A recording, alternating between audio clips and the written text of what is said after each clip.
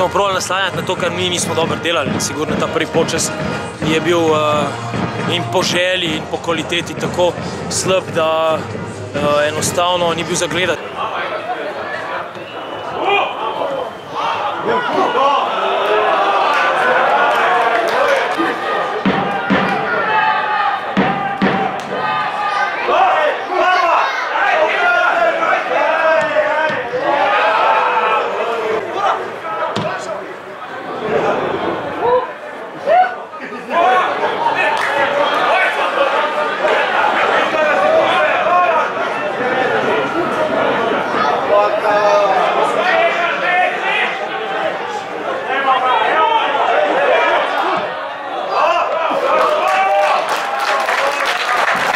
Potem smo stopili malo bolje v drugi polčas, ustvarjali neke situacije, nek pritisk in tekma se je obrnila v neko smer, ki jo nismo želeli. Tekmo smo izgubili, dolga je še pot do uresničitve cilja.